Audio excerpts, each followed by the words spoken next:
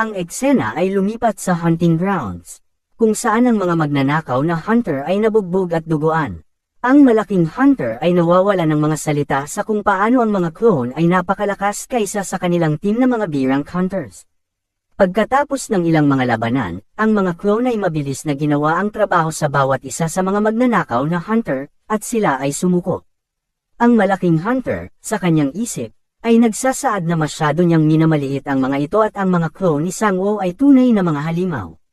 Sinabi niya sa mga clone na susuko sila at ibabalik nila ang lahat ng ninakaw nila sa kanila. Ang isa sa mga clone, na nagpupunas ng dugo sa kanyang mukha, ay nagsasaad na maaari na niyang i-deposit kaagad ang pera. Ngunit habang ibinibigay ng clone sa malaking bastardo ang bank account number, biglang hinampas ang clone ng isang batang babae na may malaking baseball bat at pinalipad siya.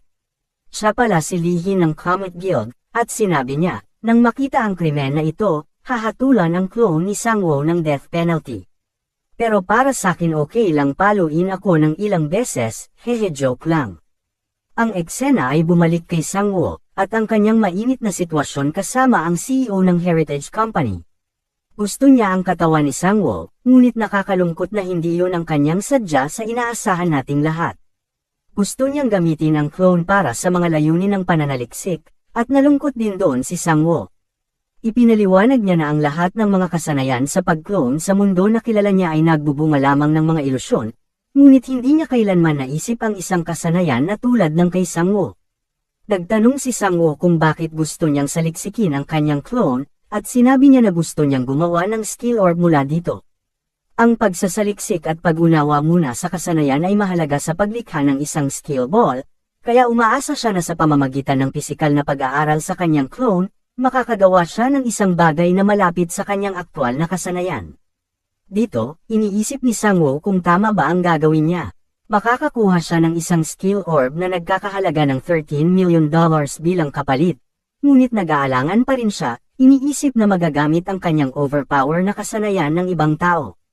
Ipinaliwanag ni Miss Arya Bal na may kakaibang pagkakaiba sa pagitan ng mga na-awake na kasanayan at isang ginawang kasanayan mula sa skill orb, lalo na't nagkakaroon ng maraming paghihigpit ang mga orbs kaysa sa na-awake na kasanayan, tulad ng patuloy na paggamit nito ng mana at maaaring hindi gaanong epektibo kumpara sa aktwal na na-awake na kasanayan.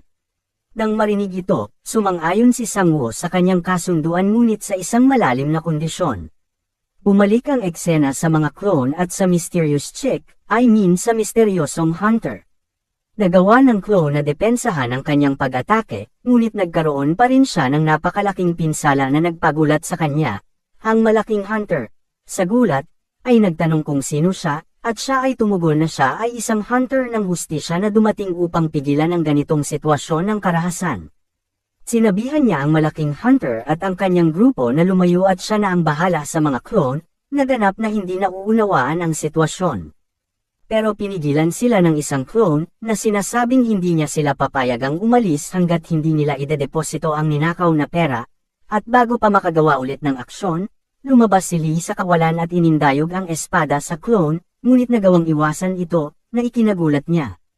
Sinipa niya ang clone, pero agad naman itong nakabangon, na nagsasabi na kailangan nilang makuha ang halaga ng perang ninakaw nila mula sa bangkay ng mga halimaw sa pangangaso, at sinasabi sa chick na hunter na huwag makialam. Napabuntong hininga siya nang marinig ito at sinabi na gaya ng inaasahan sa mga insekto na tulad nila, hindi nila alam ang kanilang kalulugaran. Inatake niya ang isa sa mga clone gamit ang kanyang legendary bat at pinatay ito ng isang hampas lamang, na sinasabi na dito na sila matatapos. Bumalik ang eksena sa Heritage ng CEO at kay Sang-woo na binabalangkas ang kontrata sa pagitan nilang dalawa. Ipapahiram ni Sang-woo sa kanila ang isa sa kanyang mga clone sa loob ng 3 buwan na may eksaktong panahon na iyon ay masisira, at hindi na sila bibigyan ng kapalit pa dito.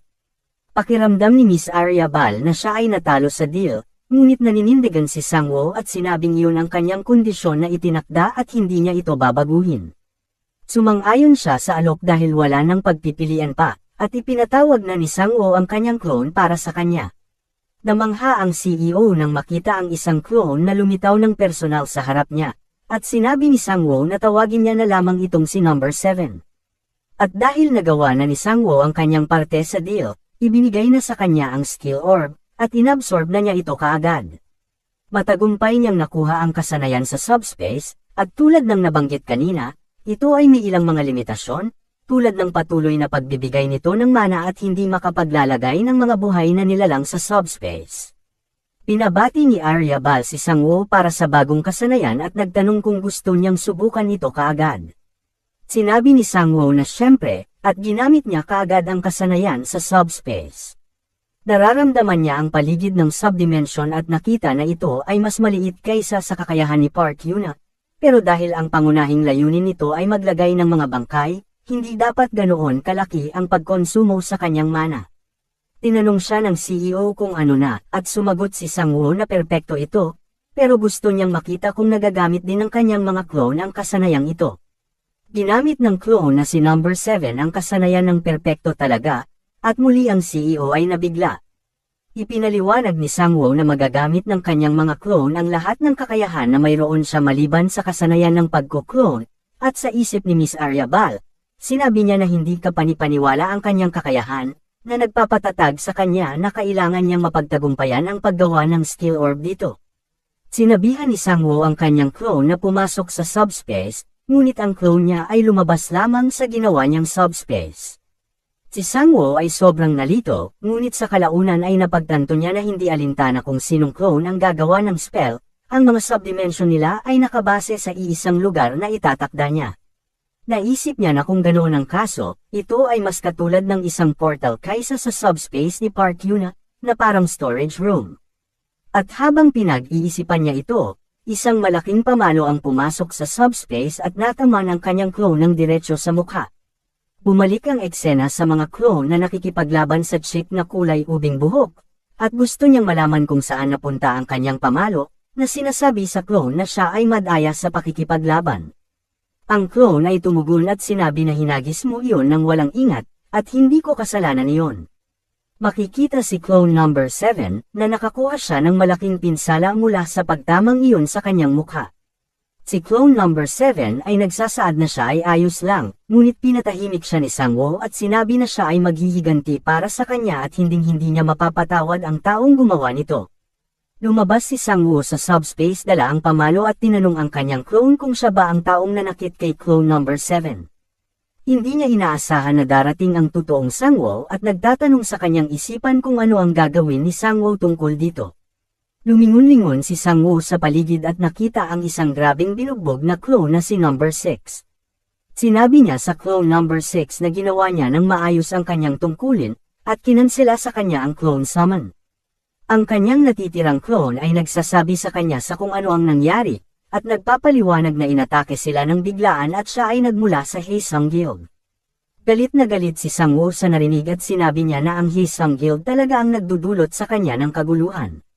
Kinuha niya ang baril, at sinabi sa clone number 5 na back upon siya. Si Shin Junyang ay nag-aalala, habang binabasa niya ang isang text message mula sa malaking hunter, na nagsasaad na sila ay nabigo sa misyon at halos mamatay sila sa mga clone ni Sangwoo. At hinihiling kay Junyang na huwag na siyang kontakin muli. Hinampas niya ang mesa sa galit dahil hindi siya makapaniwala, na natalo ang isang grupo ng 5 B-class hunter sa 2 clone lamang. Sinabi niya na mabuti na lamang ay ipinadala niya ang leader ng Team 2 ng guild nila, kung sakali, at iyon ang chick na may purple na buhok, at binanggit niya na ang babaeng iyon ay isang halimaw. Bumalik sa labanan, at makikitang madaling napigilan ng chick na may purple ang buhok ang pag-atake ni Sangwoo at ang pag-atake ng kanyang clone, na nagsasabi na kahit pinupuri siya bilang isang super rookie sa media, wala pa rin siya kung ikukumpara sa kanya. Dito makikita ang isang sulyap sa kanyang mga estatistika, at siya ay legit na malakas. Umatake siya ng napakalakas na suntok na naging sanhi ng pag-crack ng lupa, pero nagawa itong maiwasan ni Sangwoo. Mula sa pag-ataking iyon, naisip ni Sangwoo na siya ay nasa A-class hunter, at sa kanyang pag-ataking iyon, sa tingin ni Sangwoo na nabali ang kanang kamay niya, kaya tiyak na nararamdaman niya ang sakit. Napabuntong hininga ang babae at nagsabi na kung maaari niyang ibalik ang kanyang sandata. At nang bigla, nagsimulang kuminang ang kanyang mga kamay, na tulad ni Thor, ang kanyang sandata ay lumipad pabalik sa kanyang mga kamay, na ikinagulat ni Sangwoo. Hindi niya maintindihan ang nangyari dahil sigurado siyang nabali ang kanang braso nito.